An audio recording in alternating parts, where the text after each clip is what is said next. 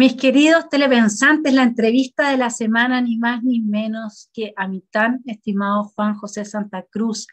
Él es empresario, fundador del Dínamo, o sea, nos puede conversar con conocimiento profundo respecto de cómo se están articulando los medios de comunicación y cuál ha sido su rol en el último tiempo. En política fue coordinador de la campaña presidencial de Andrés Velasco, y bien lo recuerdan ustedes, más recientemente en la campaña de Sebastián Sichel. Es empresario, exdemócrata cristiano. Juan José Santa Cruz, muy bienvenido a Esfera Pública y gracias por conversar desde esa perspectiva que nosotros acá apreciamos y valoramos, que es una perspectiva tan propia y tan tuya, dado tu currículum, tus capacidades y tu carrera en política, en los medios, en todo. Hola Vanessa, muchas gracias a ti, feliz de estar invitado y de volver a verte. Sí, pues acá en la pantalla hiperchica, Sí. donde nos hemos conocido entre radio y pantalla. Sí. Mira, lo que yo creo que estamos muy necesitados en este canal, y por eso te convidé, es de que hagamos un poco de análisis estratégico respecto de lo que podrían llegar a ser las votaciones en el plebiscito de salida. La tesis es la siguiente. Tenemos primero que todo un paraguas muy distinto de las últimas votaciones porque tendríamos un voto obligatorio que en realidad dicen que obligatorio no tiene mucho porque no habría sanción, pero bueno, ya. Supongamos que eso cambia el escenario. Entonces, en vez de tener lo que tuvimos en las últimas elecciones, que fueron 7.569.082 votantes, tendríamos un total aproximado de 14.850.000 personas votando. Hay mucha gente que le teme a este escenario porque cree que la izquierda tiene mucho mayor capacidad de movilización que la derecha. ¿Qué piensas tú de ese primer punto? A ver, yo creo que en esta elección, la que vamos a enfrentar en septiembre, la constituyente, no tengo ese temor. Y no lo tengo primero porque no creo que vayan a votar 14 millones ni nada parecido. Y lo segundo es porque si miro las cifras, donde uno de los segmentos que más rechaza es el que no votó. Con lo cual, esto de la capacidad de movilización siempre es relativo. Yo creo que lo que pasa es que no es de que la izquierda tenga más capacidad de movilización, es cuando ciertos sectores van a votar, efectivamente puede que sean más de izquierda, pero no porque la izquierda las moviliza por causa, pero no porque, por decirlo de una forma brutal antigua, no es porque pongan micro a llevar a la gente a votar, no existe eso, ¿ya? Básicamente por causa, y el segmento que no votó hoy día está mayoritariamente por el rechazo. ¿Y cuál es ese segmento? Ahora, yo creo que generalmente está siempre marcado por el DY y sectores, entre comillas, más jóvenes, ¿ya? Ahora, nosotros como los que pensamos que hay que rechazar, efectivamente le tenemos más temor al sector joven, y con razón, porque los sectores jóvenes han demostrado que votan mucho más por la izquierda en el último tiempo, pero este es un segmento especial porque es un sector joven que no participa, que no se siente ni vinculado ni cercano a posiciones ideológicas. Entonces, Perfecto. tampoco es tan de temer, ¿ya? ¿Y qué crees tú que puede influir más el voto de ese sector? Porque hay una tesis de Patricio Navia que está cobrando mucha fuerza dentro de la derecha, que es que los políticos tradicionales de derecha, en la medida en que históricamente han sido vinculados con Pinochet, no debiesen de aparecer como rostros o como defendiendo el rechazo, porque podría hacerse el vínculo, ¿no es cierto? Rechazo, quienes defienden a Pinochet están por el rechazo y por lo tanto yo, que no me gusta Pinochet, no voy a... Ahora, si uno se va a la encuesta Academ que se hizo a quienes votaron a prueba, un 49% votó para garantizar derechos sociales en pensiones, educación y salud, y solamente un 19% votó para terminar con la constitución de Pinochet. En un contexto, además, en que estamos necesitando mano férrea contra la delincuencia, el narcoterrorismo, también puede haber una segunda lectura de eso. Y por otra parte, con esto termino la pregunta, la campaña no fue en contra de la derecha, fue específicamente en contra de quienes gobernaron los últimos 30 años. No fueron 30 pesos, fueron 30 años y eso desmanteló, digamos, o sea, todo el ataque del Frente Amplio no fue tanto hacia la UDI, fue mucho más hacia la centroizquierda, digamos. Desde la perspectiva de Navia, si es que seguimos una lógica, pero las cosas en la vida no son lógicas, por eso prefiero preguntarle a alguien que sabe, que eres tú. Entonces, los que no debieran de aparecer son los que representan esos 30 años. No sé si me explico. Entonces, ¿cómo ves tú que puede afectar ese factor y en este estrato específicamente, qué es lo que podría llegar a ser más relevante? A ver, en términos generales, uno podría decir que tiene razón Navia, pero no tiene tan solo razón referente a los políticos de derecha, lo tiene en general con la clase política. Y yo creo que hay una cierta distancia, una cierta reticencia a los políticos tradicionales, y eso se ha visto más o menos en las últimas elecciones, y uno se da cuenta en las encuestas. Es decir, puede que hoy día esté ganando el rechazo, pero uno mira las encuestas y cuando uno dice, usted está de acuerdo con que, no sé, que voten los de 16, 17 años, y te dicen masivamente que la gente no está de acuerdo. Pero cuando le pregunto, ¿usted está de acuerdo con que se suprima el Senado? Sí, está de acuerdo. ¿Y por qué está de acuerdo? Yo creo que no por una valoración o una desvalorización de la institución en sí, es porque siente que el Senado son los políticos de siempre. Bueno, dado esa realidad y que más o menos la sabemos, yo creo que hay dos cosas que uno tiene que mirar, y es decir, uno, ¿por qué? Antes de decir qué es lo que creo que hay que hacer, uno tiene que decir, ¿por qué hoy día está ganando el rechazo? ¿Ya? Y yo tengo una mirada personal, ¿ya? Y esa mirada tiene que ver básicamente con dos factores: que tenemos un gobierno deficiente y que ha mostrado incoherencia, torpeza, infantilismo, y podríamos seguir una serie de otras cosas. Y segundo, una constituyente que ha demostrado lo mismo, fuera de que uno podrá decir, mira, son sesgados, son totalitarios, etc. Y eso se ha visto reflejado en la televisión. Y lo voy a decir de una manera: nosotros que sentimos que la televisión en general, los noticieros, los matinales, por favor, los noticieros y los matinales lo más visto, ¿ya? Eran o tienen postura de izquierda, yo quiero decir que durante este tiempo yo me doy, por favor, no sé si el trabajo, la lata, de tratar de ver 15, 20 minutos de matinales todos los días, ¿ya? Y la noticia, obviamente.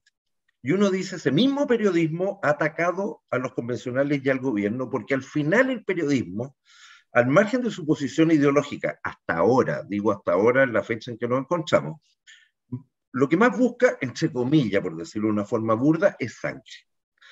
Y el periodismo de los matinales y de los noticiarios ha sido muy duro con la constituyente y muy duro con el gobierno, porque han dado mérito, han hecho mérito para hacerlo.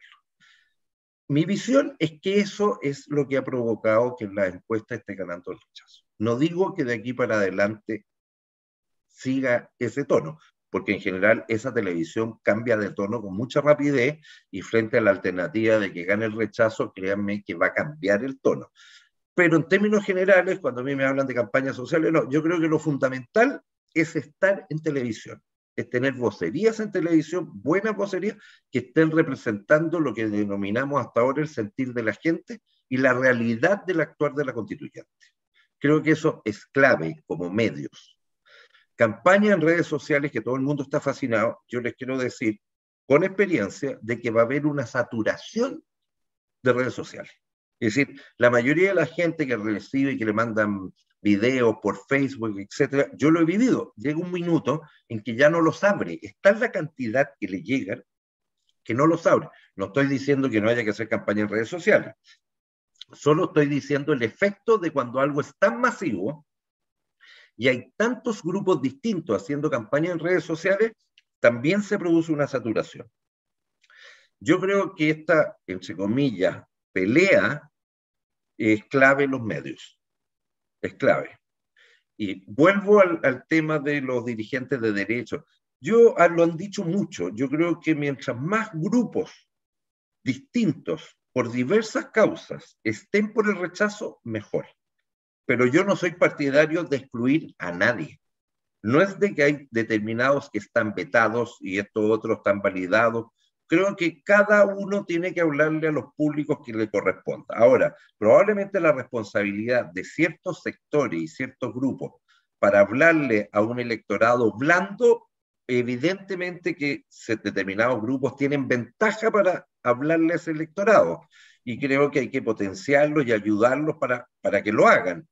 Pero no creo la exclusión, yo no creo que haya gente que no deba hacer. Lo que sí estoy de acuerdo es que el rechazo no puede ser propietario de uno solo, ¿ya? Sino que tiene que ser múltiple. El tipo que quiere rechazar porque no le parece el aborto, allá él.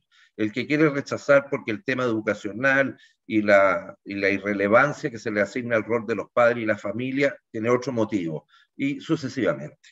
Y ojalá haya muchos motivos. Perdón a lo largo, lo que sí creo, esto como visión personal, es que no nos equivoquemos nunca. Cuando creemos que esta discusión es del mercurio, nos equivocamos. Es decir, toda esta discusión que creo que es súper útil para nosotros, una élite de artículos sobre la constituyente, sobre el sistema político, etc. Eso no permea para abajo nada, absolutamente nada. Eso hay que hacerlo igual, porque aquí démosle también sentido de cuáles son los motivos por los cuales esta constitución que se está ofreciendo es mala. Pero en términos de campaña, lo que hay que buscar es masividad. Y hay que entender que es masividad. Y todo lo que se pueda hacer por trabajar la masividad es algo de que en general los sectores en los cuales me siento representado, de centro derecha, de derecha, no hemos sido muy eficientes, no hemos sido muy eficientes, no hemos sido, yo diría incluso no hemos sido concretos en los mensajes, ¿ya? Y por favor, no lo estoy sindicando a un solo sector, como diciendo la derecha no lo ha sido, la centro derecha. En términos generales hemos actuado a la defensiva durante mucho tiempo. Sí, y eso puede explicar en parte que los jóvenes no se sientan encantados con ninguna propuesta, porque falta propuesta y hay mucha reactividad.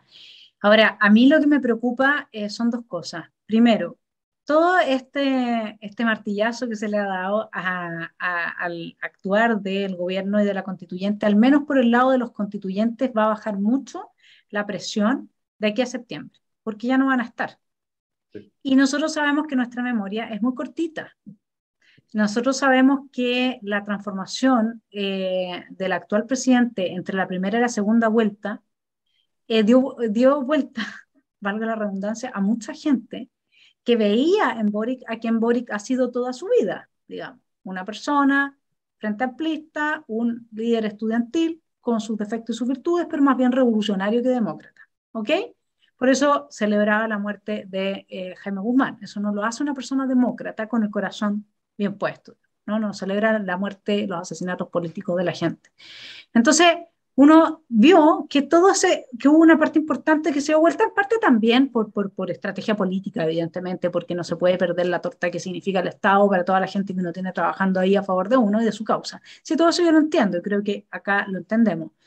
Pero lo que a mí me preocupa profundamente es que esto se puede dar vuelta en 2 semanas. O sea, justamente quiero tomarme del punto que tú estabas diciendo. La izquierda no es reactiva y no solamente es propositiva, sino que la izquierda se imagina escenarios por venir y ya tiene la estrategia para reaccionar a un escenario. Por ejemplo, si es que en la segunda vuelta la distancia entre José Antonio y Boric era escasa y ganaba José Antonio, la izquierda tenía listo el discurso de que fue Piñera el que no puso las micros y la locomoción colectiva para que la gente fuera a votar. Deslegitimar y de a poco ir logrando avanzar sus posiciones. Entonces, no es raro que ya tengan una estrategia para las 2 semanas, 3 semanas previas en que van a enganchar mediáticamente a un público que en general es un middle voter, no tiene una posición ideológica clara, no tiene una idea definida de las cosas y pueden llegar a, si es que seguimos lo que han hecho en el último tiempo, pueden llegar a dar vuelta los resultados. Entonces, ¿qué se puede hacer ahí? ¿Cómo ponerse en ese renglón? Porque nosotros no tenemos ese switch, parece. Mira, esto que voy a decir es fácil decirlo, otra cosa es hacerlo. Mira. Pero mira, lo primero que en general hoy día está ocurriendo, por lo menos con los antecedentes de encuestas, es que el nivel de rechazos es bastante parejo en los distintos sectores socioeconómicos. No en los rangos etarios, de edad no es lo mismo. Los jóvenes están mucho más propensos a aprobar que otra cosa.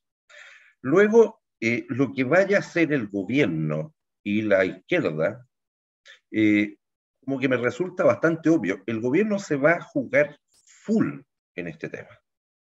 Y yo creo que buena parte de la labor del gobierno legislativa, de reforma, va a quedar postergada hasta la Constitución.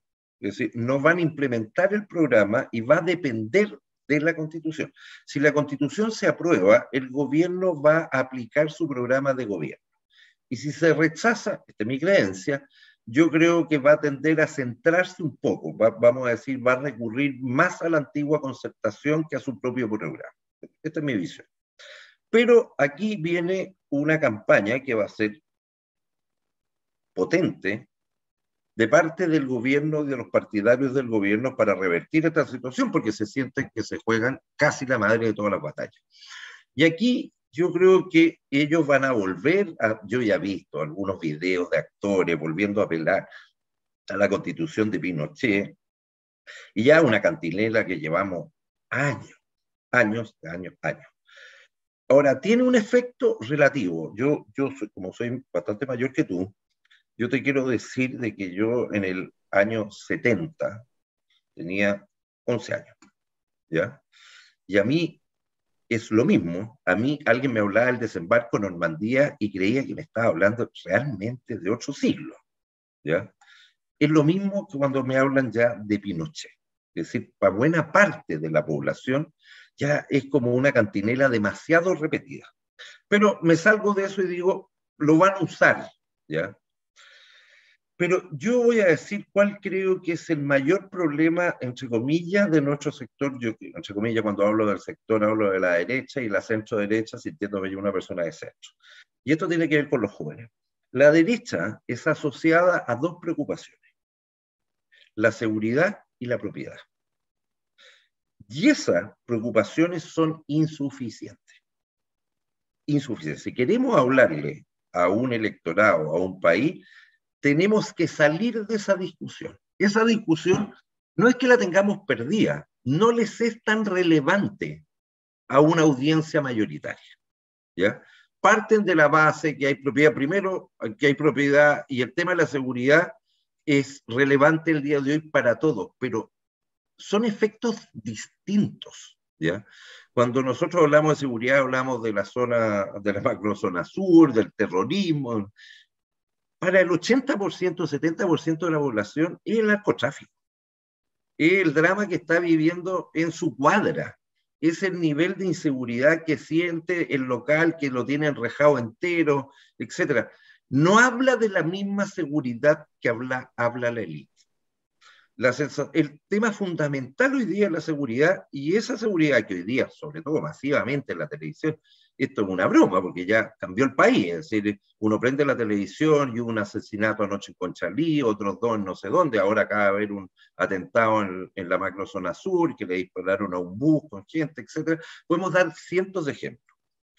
Pero no nos olvidemos que la gente tiene preocupaciones más allá de eso y que normalmente van ligadas a lo económico. Y en esto, los derechos sociales no hay que mirarlos depreciativamente. Es decir, yo creo que si nosotros nos encontramos con el estallido social, y yo le puedo tratar de echar la culpa, y se la he hecho a la izquierda, el desprecio a la democracia, el desprecio a la seguridad, la validación de la violencia, etcétera, etcétera, etcétera, pero también tengo que hacerme algún nivel de autocrítica como élite de qué nos llevó a esto. No puedo poner todo el problema en los otros. Y creo que ahí hay que hacerse cargo de que nosotros cometimos como élite, y aquí no hago distinción entre los que gobernaron, de la Concertación, de Chile Vamos, de los que de la élite en general, se cometieron errores, y se cometieron errores serios, ¿ya? Que de alguna manera colaboraron a que esto ocurriera. La forma en cómo la izquierda lo tergiversó, la falta de cojones de la Concertación de defender su obra, son todos antecedentes adicionales, pero nosotros de alguna manera también tenemos que hacernos cargo de los errores cometidos. Y los errores cometidos tienen que ver con la falta de empatía con lo que vivía una parte de la población, y cómo de alguna manera, no es así que nosotros validamos los abusos, ¿no? Pero de alguna manera no tuvieron sanción, y estoy hablando de sanción, no de que hayan sido metidos a la cárcel, no hayan sido, no, es como diciendo, el sistema no tenía los instrumentos suficientes para castigar y para impedir que estas cosas ocurrieran. Y yo creo que tenemos que hacernos cargo. Hoy día la población siente un alto grado de desconfianza en casi todas las instituciones. Hemos visto casos de corrupción que cruzan la sociedad entera. Y hoy día tenemos un país profundamente dividido. Y esa es la realidad que tenemos que enfrentar. Con niveles, lo digo así, para mí de todas las cifras más preocupantes, que hoy día hay un 25% de la población que valida la violencia. Eso en general en Chile era un 6, un 7%. Hoy día tenemos 1 de cada 4 que valida la violencia. Esa es la sociedad que enfrentamos. Entonces, vuelvo al apruebo y al rechazo. Esto va a ser una campaña muy compleja, donde no hay que relajarse esto de creer que porque hoy día las encuestas son buenas, van a permanecer. Lo que tú decías, Vanessa, tienes toda la razón. En general, los constituyentes, o entre comillas, los malos constituyentes, van a desaparecer de la escena, y vamos a tener otros actores en competencia. No sé, Sí, estoy un poco largo. sí. No, está perfecto, porque yo siempre hablo mucho, así que tengo, además a mí me encanta entender e ir contrastando al mismo tiempo con mis ideas. A mí hay un tema que respecto de los errores que hemos cometido, bueno, yo reconozco que no he sido nunca parte de quienes toman, de una élite que toma decisiones, pero sí desde muy chica fui al Centro de Estudios Públicos a oír a todos los académicos de todos los sectores habidos y por haber, hasta de izquierda, sin decir de centro izquierda. Y todos llegaban a la misma conclusión. En Chile el Estado está capturado, en Chile no se puede avanzar en la provisión de derechos sociales. En ese momento no se hablaba de derechos sociales, pero sí de políticas públicas que fuesen en favor de las clases medias.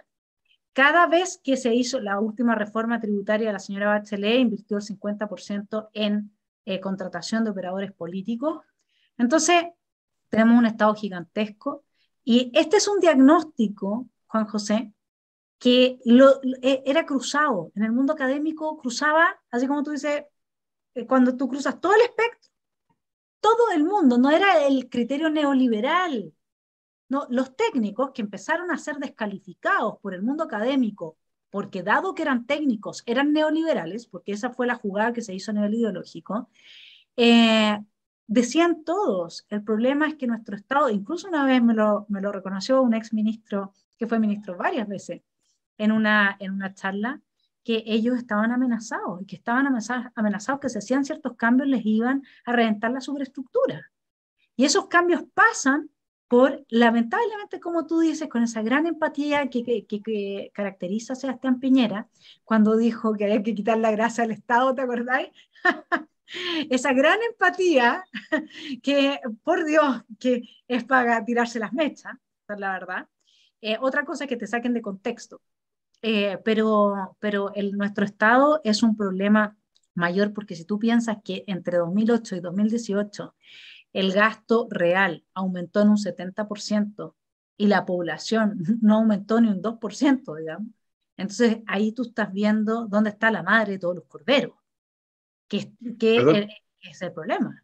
¿Sí? ¿Te puedo hacer un comentario? Mira, en la misma línea tuya, cuando uno habla de una cosa que en general saturó a la población, es de los abusos. Y el principal abusador es el Estado. Y lo digo porque pónganse ustedes en la gente de alguna manera que más requiere del Estado, y es permanentemente abusada en su servicio. Cuando uno mira, no sé, la televisión y ve, no sé, el servicio X, los hospitales, etcétera, las colas, lo que tiene que hacer, las humillaciones que tiene que pasar, la paciencia que tienen que tener nuestros adultos mayores, uno dice, ¿quién es el principal prestador de servicios de los sectores más vulnerables? Es el Estado. ¿Y qué servicio da? Insatisfactorio. Ahora, no eximo el sector privado de un montón de cosas que hemos hecho mal, ¿ya?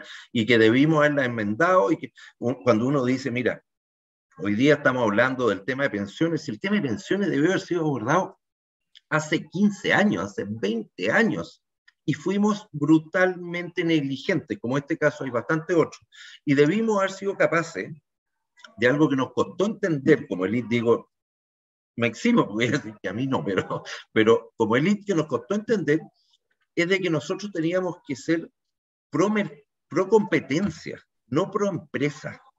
Y esa es una diferencia sustancial en cómo la gente lo percibe. Yo estoy porque haya mejor mercado y más competencia, no menos competencia. Y eso yo creo que hubiese sido de alguna manera más fácil de explicar y más fácil de sustentar en la población. Y no lo hicimos. Y después yo voy a decir un comentario que es un poquito negativo, pesimista. Yo soy un orgulloso de este país y un orgulloso de la historia de este país. Pero también voy a decir algo. La historia última, estoy hablando del año 70, 70 y tanto, hacia atrás, es básicamente de un país mediocre en un continente mediocre. Y esto no se dice. Esa era la norma nuestra. Éramos de mitad de tabla para abajo de Latinoamérica. Eso fue la costumbre de este país. Y creo que vamos a pasos agigantados a volver a ese lugar. Y como que no tenemos conciencia de que eso es lo que nos sale natural. Y lo que quizás ocurrió en los últimos 30, no sé, 35 años, fue un periodo excepcional. Y el punto es que después de ese, en teoría, periodo excepcional, siento que principalmente la izquierda quiere volver al periodo anterior. Quiere volver a lo que fue la norma o el lugar de Chile en Latinoamérica. Y eso va a tener consecuencias catastróficas para la población. Y sobre todo para los sectores más vulnerables. Y ojalá seamos capaces de transmitir.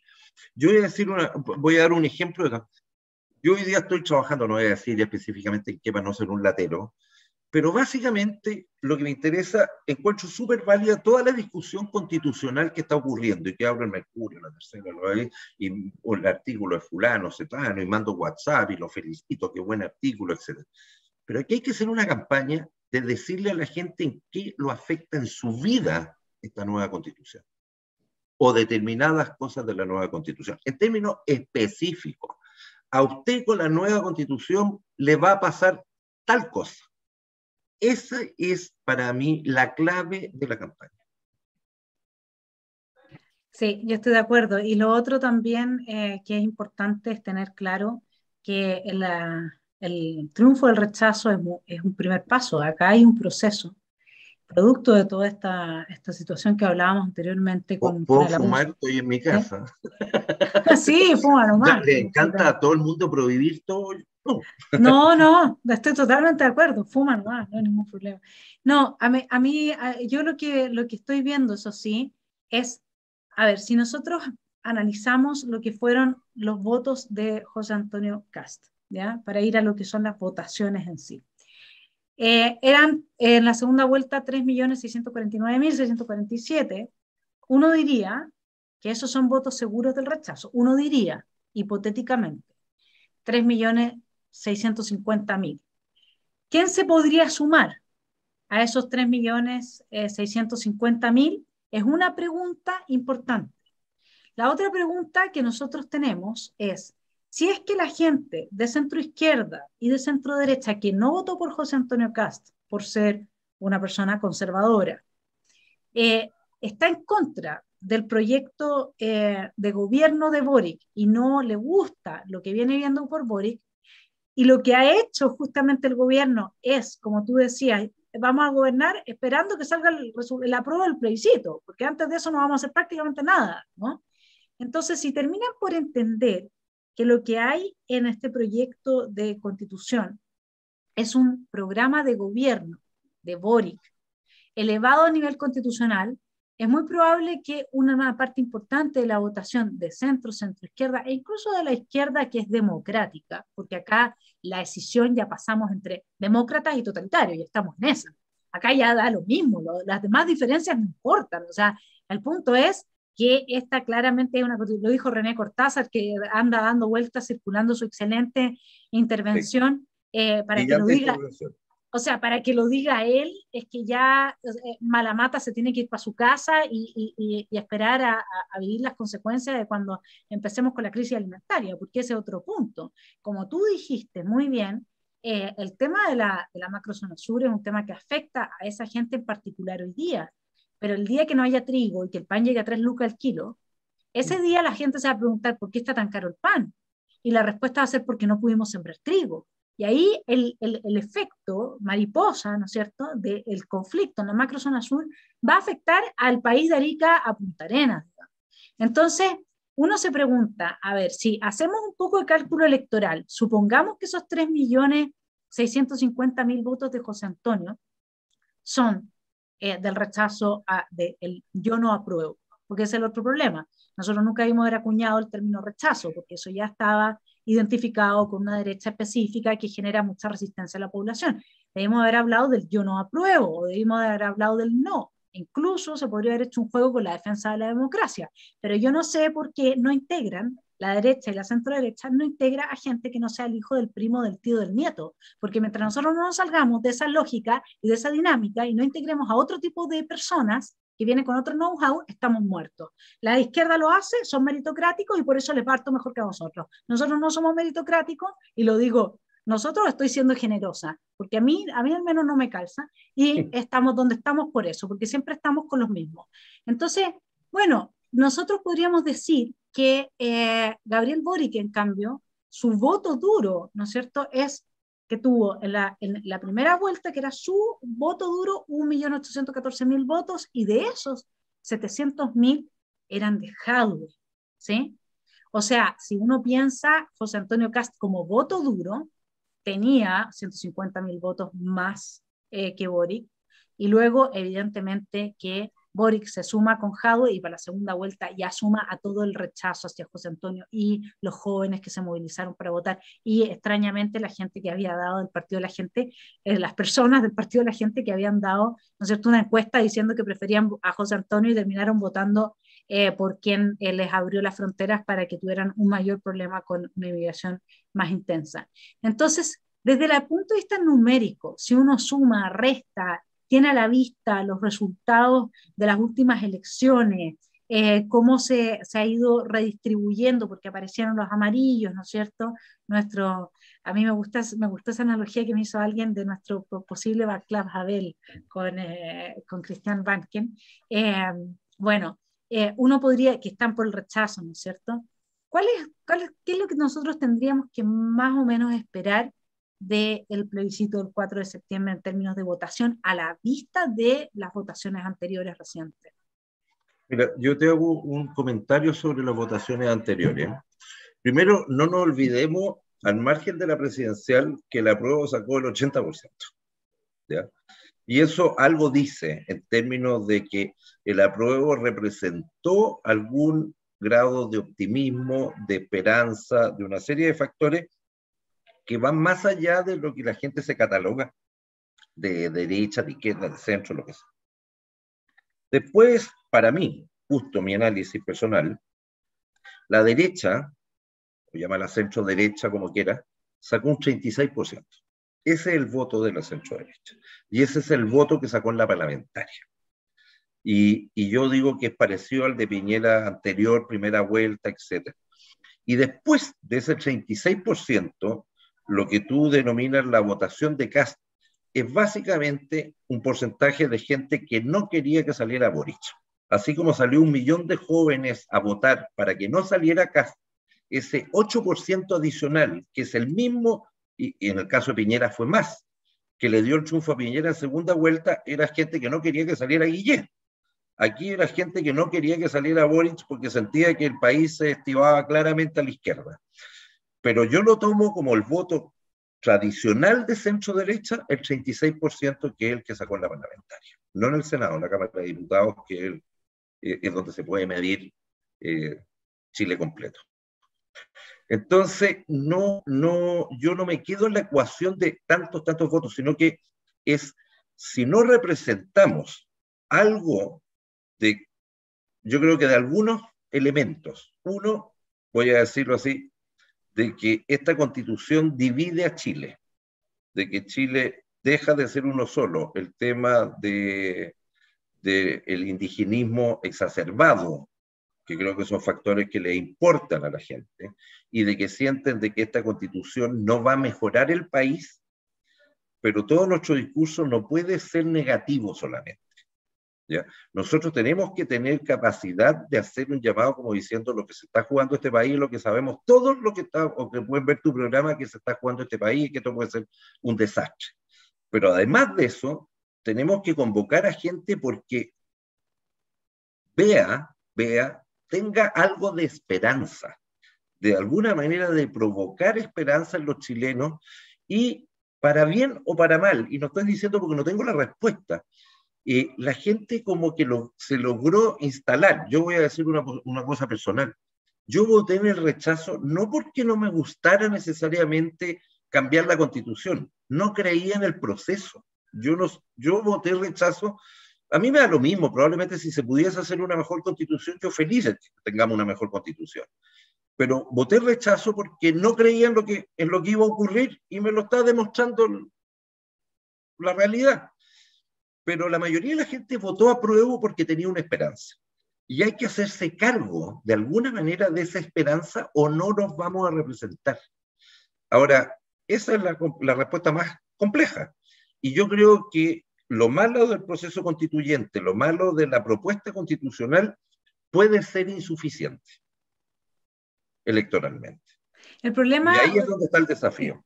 El problema, Juan José, es que, mira, parte importante de los constituyentes electos no venían con el chip en el momento que tienen hoy, en el momento que fueron electos. No eran todos personas hiperideologizadas, extremas, como terminaron siendo. Entonces, eso prueba que la extrema izquierda tiene una gran capacidad y poder de captura. Sí. Y lo que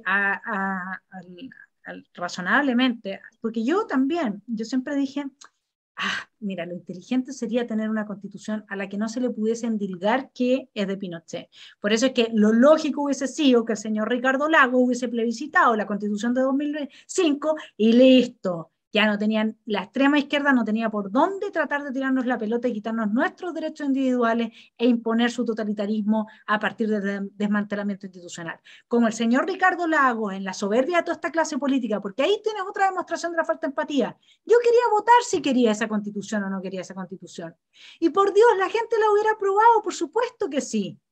Se acaba el tema. Entonces, a mí me preocupa, primero, que vuelva a quedar la pelota rebotando, o sea lo que sea, que salga de acá, tiene que plebiscitarse y tiene que haber una afirmación categórica, esto es lo que queremos. Ojalá sea esta constitución con las reformas que correspondan para poder avanzar en esos anhelos, digamos, si es que hay algo a nivel constitucional, además de la independencia del Poder Judicial, que necesitamos consolidarla aún mejor de lo que está, esa es mi opinión personal, que eso es lo que yo le cambiaría a la Constitución, y algún par de cosillas. Bueno, pero si hay algo más que se puede hacer, fantástico, hagámoslo, pero plebiscitémoslo. No lo dejemos a nivel de cúpula política. Ahora, nuevamente la pregunta es, ¿no confían en los políticos, ergo no debieran de salir los políticos ni siquiera como rostro a identificarse con una posición respecto al plebiscito? Porque sea cual sea, dado que los políticos están desprestigiados en general, a nadie le conviene, primero que todo, ¿no?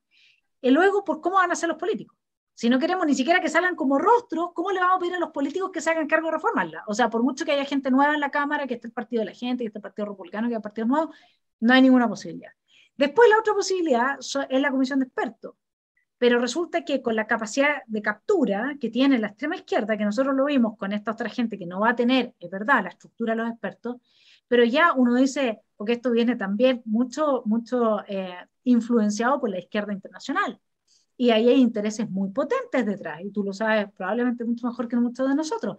Entonces, la pregunta es, ¿cuál es esa vía? O sea, porque lo que a mí me hubiera encantado, Juan José, porque yo soy profe, y me Mm. encantaría que se diera este debate sobre si los derechos individuales de primera generación están antes que los derechos sociales, qué pasa cuando hay derecho a la vivienda por sobre el derecho a la propiedad, porque sería una instancia, una gran oportunidad para que todo el país crezca en términos de educación cívica y nos pegáramos un upgrade de madurez. Pero eso significaría decir, mira, en 5 años vamos a tener a 20 pelados discutiendo esta cuestión para que todos nos hagamos una idea y votemos de forma muy informada, y esto se va a llevar hasta...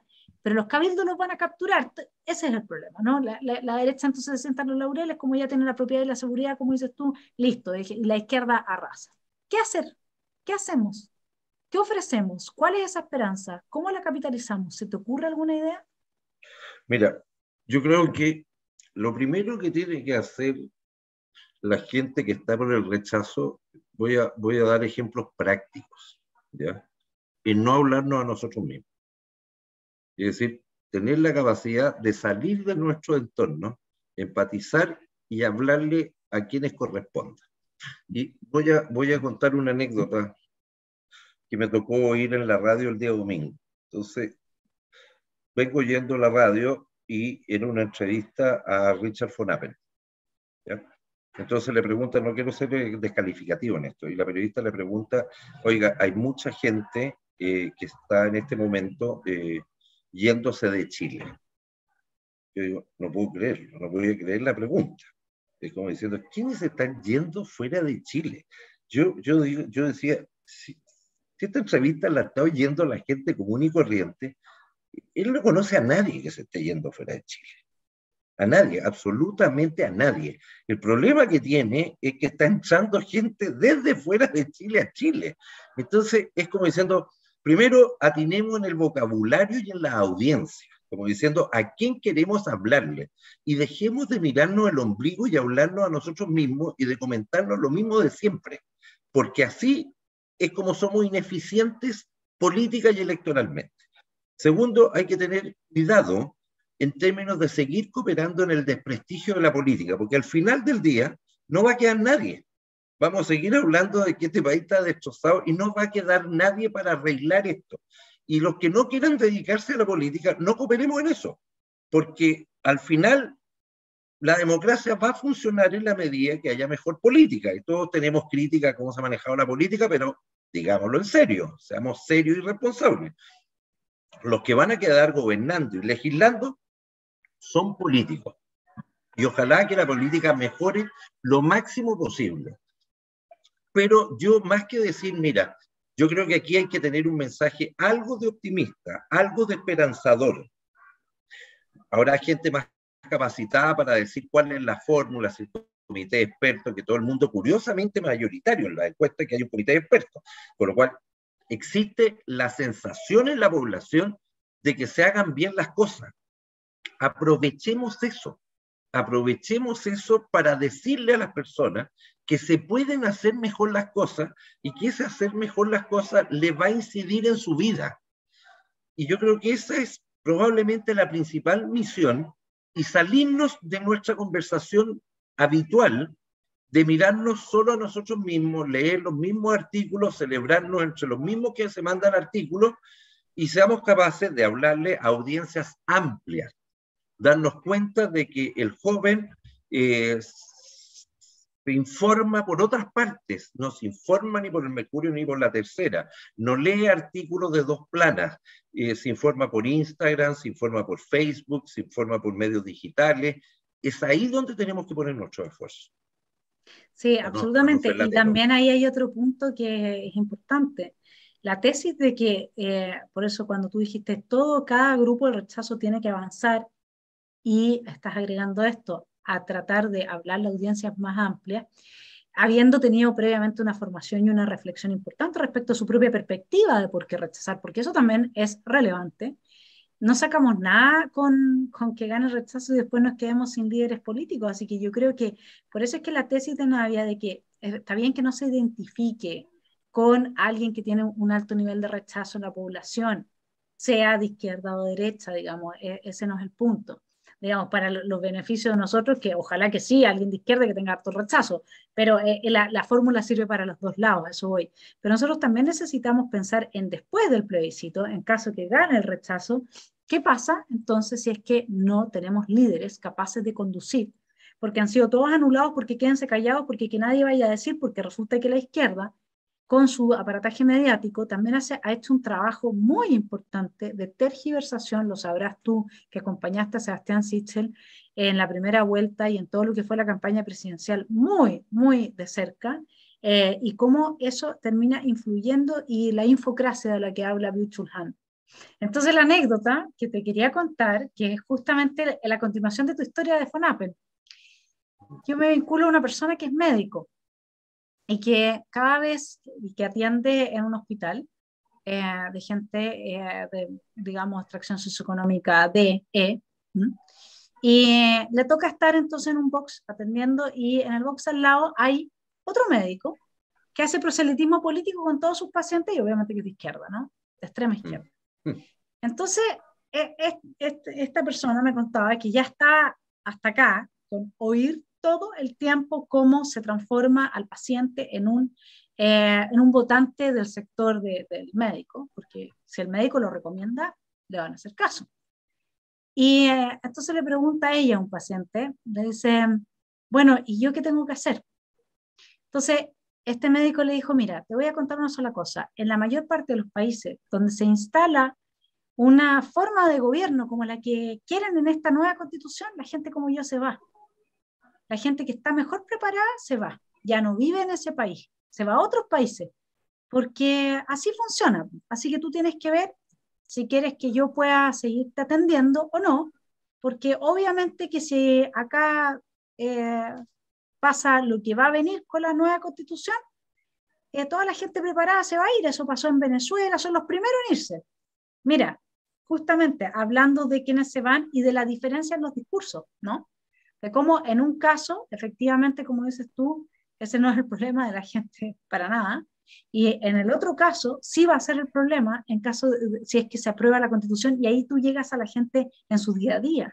Le dices, yo no me voy a quedar, si me puedo ir, me voy a ir y yo soy médico, no me voy a quedar en un país como este, si es que se viene abajo gracias a este proyecto. Entonces, están las distintas formas del discurso, a eso voy, hay distintas maneras de llegar y creo que pastelero a tus pasteles, a cada uno le toca, quien está hoy día haciendo trabajo desde sus columnas de opinión está perfecto y quienes se nutren y se desarrollan ahí también con las distintas perspectivas, pero hay que hacer esa bajada y hay que ser capaz de hacer esa bajada y para eso hay que ver quiénes pueden hacerlo y llamar a esas personas y no quedarse todo el tiempo con los que hicieron la campaña de, perdón, voy a hacer así como una metáfora, esto no es porque yo tenga ese conocimiento, pero Alas para Todos, ¿no? Era como, era como la campaña, yo no sé quién la hizo, pero cuando a mi padre me recuerdo que una vez le dijo, porque no quería que mi hermano menor se fuera a estudiar afuera, le dije, pero papá, hasta la 20 da Alas, le dije, ¿cómo tú no se la vas a dar, no? Pero era una campaña espantosa, entonces hay que tener ojo, ¿no?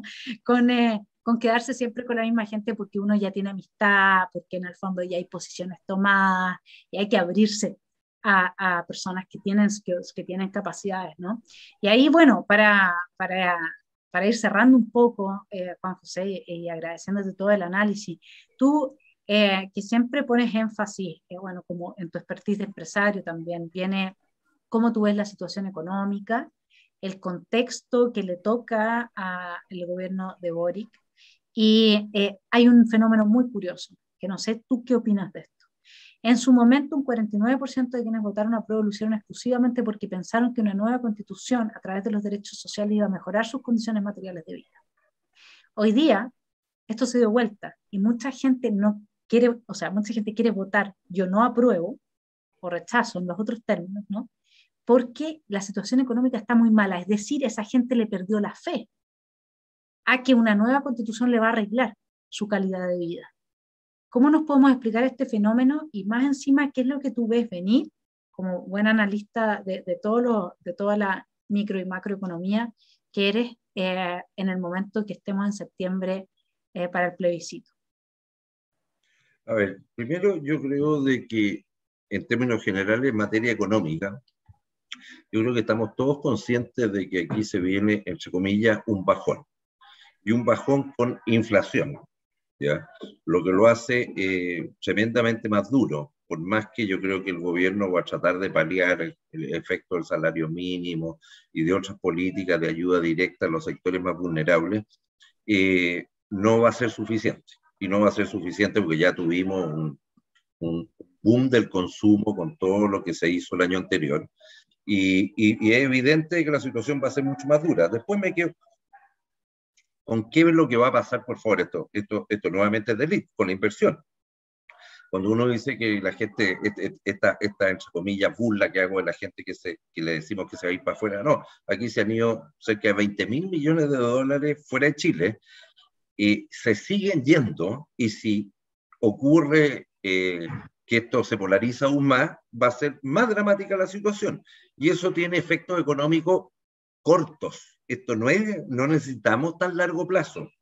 Vamos a tener efecto en el empleo, vamos a tener efecto en las expectativas, y lo que la gente principalmente resiente es su situación económica. Es decir, si ustedes dicen cuál es el principal motivo por los cuales la gente cambia de gobierno, es porque encuentra que no le fue lo suficiente bien con un gobierno determinado y vota por el otro. Y eso es en Chile y en cualquier parte. Creo que la situación económica a este gobierno no la va a acompañar. Adicionalmente, que este gobierno apunta en gran parte de sus políticas económicas en la dirección incorrecta, con lo cual va a acentuar esas situaciones, o por último le va a dar soluciones de muy corto plazo que van a tener efectos nefastos en el mediano plazo. Eso con respecto a la situación económica para no latear. Pero en términos generales, la gente espera mejoras y por la situación económica que traemos, post pandemia, etcétera, más la guerra de Ucrania, más un gobierno inepto, a mi entender, o infantil, o ingenuo y con falta de experiencia, difícilmente va a mejorar o va a haber un futuro económico en el corto y mediano plazo mejor. ¿Ya? Uno puede decir en forma egoísta, bueno, nos conviene electoralmente, bueno, probablemente sin duda, yo quisiera otra cosa para mi país, pero creo que es un nicho de la causa. Y creo que voy a ponerme en el supuesto de que gane el rechazo, se va a producir una primavera que va a durar lo que generalmente hace la élite, ya ganó el rechazo, y hay una euforia que dura 60 días y va a bajar el tipo de cambio, y van a subir las acciones, y después se va a estabilizar en la situación real económica de Chile.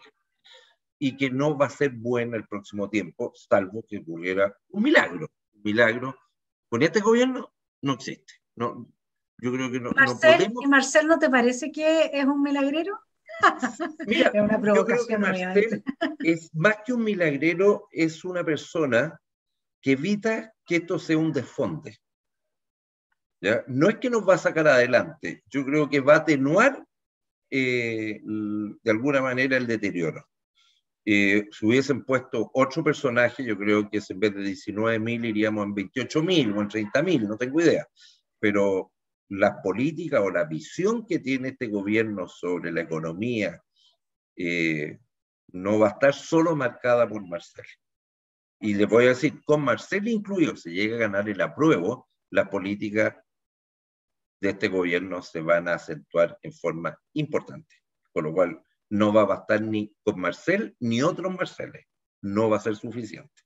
Entonces, yo creo que aquí, volviendo para terminar, yo digo, tratemos de hablarle a las personas. Tratemos de ver en el interés, no tan solo político, el interés del país, de que este país realmente sea un país desarrollado, sea un país inclusivo, con mejores oportunidades. Primero, nosotros como élite tratemos de tener una mirada abierta, y es considerando lo que piensan la mayoría de este país, lo que vive la mayoría de este país, y que nosotros realmente seamos una opción de mejorar la vida de esas personas, no tan solo las propias, y no tan solo en la gran economía o en ciertas cosas que de alguna manera nos confortan a nosotros. Yo creo que aquí hay mucha gente, quiero dar un ejemplo. Así como nosotros lo hablábamos, yo que de alguna manera admiré los gobiernos iniciales de la concertación y después cuando uno decía, pero ¿cómo esta crítica social? Voy a poner un ejemplo así vistoso. Entonces decíamos, mira, este chiquillo que su papá era, no tengo idea, y ganaba 300.000 pesos, entró a la educación técnica y hoy día un profesional técnico que gana 1.200.000 pesos y con lo cual 4 veces lo que ha sido su padre. Ese chiquillo, su tema no es lo que ganaba su padre, es qué viene para él para adelante. Y todos me dirían, oye, es que ese chiquillo debiera estar contento con el 1.200.000 pesos. ¿Quién te dijo que iba a estar contento con el 1.200.000 pesos? Por ponerte un ejemplo. Él tiene otros sueños, otras perspectivas, otras obligaciones, otras deudas, vive otra realidad. Él no se está comparando con su padre. Y si nosotros no lo entendemos y no entendemos cuál es el sueño de él y de alguna manera cómo este país acompaña los sueños de ellos, eh, vamos a seguir con una desintonía que no, que no es buena no tan solo para el país, sino que no es buena, lo digo electoralmente, es decir, hagámonos cargo de esos desafíos, de esas esperanzas, de esas ilusiones, y sabiendo de que nosotros tenemos la mejor receta para que eso ocurra. Entonces, tengamos la convicción para poder traspasarla de que de verdad tenemos las mejores respuestas para que este país se desarrolle. Sí, el problema que yo veo es que es fácil desmantelar institucionalmente un país como lo hizo, se viene haciendo desde el 18 de octubre y un poco antes, y recuperar la solidez y la legitimidad de las instituciones y la confianza en los mercados internacionales para volver a ser un lugar atractivo para la inversión, etcétera, es muy difícil. Ahora, hay una esperanza que sí no podemos dejar y con eso cerramos y hemos tocado todos los puntos que yo creo que los telepensantes aprecian que nosotros podamos profundizar y analizar. ¿Qué es el factor CERVEL? Fíjate. Por primera vez yo diría que hay una parte del electorado, y te lo estoy diciendo, a ver, yo converso con constituyentes que recorren Chile.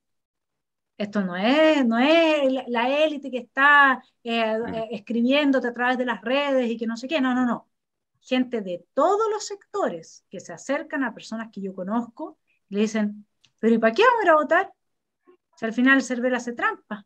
Yo no estoy diciendo eso, estoy diciendo que hay que así como se ha deslegitimado en general toda la institucionalidad en Chile, el CERVEL no es una excepción. Sea o no sea con fundamento, lo del notario muerto, han habido demasiadas cosas a las cuales tampoco se ha dado realmente una respuesta clara, y el CERVEL presenta problemas también en su diseño y ahí también se podría mejorar evidentemente con reformas a la constitución actual. ¿Qué dirías tú respecto del CERVEL como institución, de esta decepción, de esta sensación de que no está dando el ancho? Porque hagámonos cargo de eso para que tengamos buenas elecciones y salga lo que salga, por último, digamos que fue una decisión democrática y no un chanchullo político. Mira, en esto, siendo bien responsable en mi respuesta, yo personalmente no tengo antecedentes de irregularidades en el CERVEL.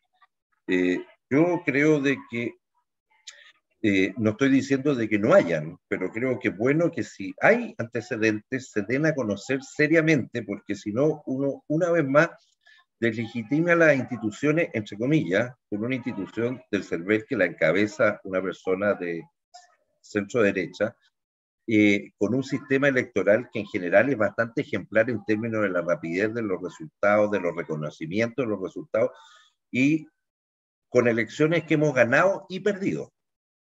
Nosotros, todos, hemos ganado y perdido elecciones con esta institución.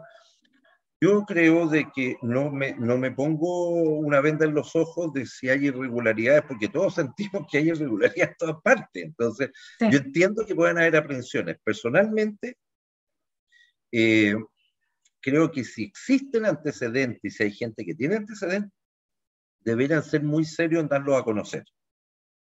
Creo que en la historia del CERVEL es una institución que en Chile ha funcionado y ha funcionado correctamente. Vuelvo a insistir, puede que hayan irregularidades o que hayan habido irregularidades, sería bueno que la gente que tiene conocimiento o ha tenido acceso los dé a conocer. Pero yo recomiendo confiar en las instituciones que tenemos, porque, porque si no, no vamos a creer en nada. De alguna manera no vamos a creer en nada. Y no lo digo desde la ingenuidad, lo digo en base a que estas cosas, cuando ocurren situaciones irregulares, se prueben. Y si hay gente que tiene los antecedentes, sería muy bueno que los hiciera públicos en términos del conocimiento de qué antecedentes o qué situaciones han ocurrido en esa línea. Porque sí creo que el CERVEL tiene un organismo regulador donde hay representada gente de distintos partidos políticos y que supongo que harán algo. Bueno, mis queridos telepensantes, Juan José Santa Cruz la ha dejado rebotando la pelota en su lado de la cancha, así como lo estamos haciendo con el programa de los lunes. Juan José, las verdaderas mentiras, copatrocinados por la industria del miedo, en que le damos una vuelta a todo, y convidamos a un especialista, abogado especialista en Derecho Constitucional. Todos los lunes empezamos esta semana con Martín Arrau y lo entrevistamos para que nos vaya iluminando desde ya, digamos, al que realmente sabe. Así es que esto, como te digo, copatrocinado por la industria del miedo. Entonces, y vamos recibiendo en este canal, en las cartas al pensador, las sugerencias de quiénes pueden ser los especialistas, gente distinta, gente nueva, gente que tiene que empezar a aparecer en la esfera pública. Para eso está el canal, al servicio del país, al servicio de que recuperemos nuestra democracia, de que vayamos caminando todos los que somos demócratas hacia el bien común y tratemos de persuadir a los que no son, y aunque suenen naif, pero bueno, las buenas intenciones hay que declararlas. Así que ahora quien pueda dar a conocer responsablemente, ya hay gente que sabemos que lo ha hecho, pero que quiera venir a este canal, está el espacio, me escriben y pueden traer entonces los antecedentes y ver qué es lo que se puede hacer, porque lo más importante, yo creo, o una de las cosas más importantes, es que no nos quepa ninguna duda respecto de los resultados del 4 de septiembre, porque si quedan dudas respecto de eso, ahí sí que yo creo que estamos en el peor de los mundos en el muy, muy breve plazo. Oye, Vanessa, primero te agradezco infinitamente la invitación.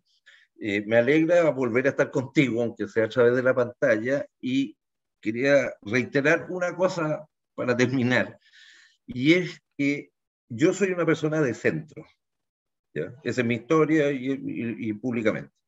Pero les quiero decir a todos que no se dejen excluir de esto. Es decir, lo peor es decir, puede que hayan cosas que sean estratégicas, pero todos tenemos el derecho de participar y de emitir nuestras opiniones, y ese es el país que queremos.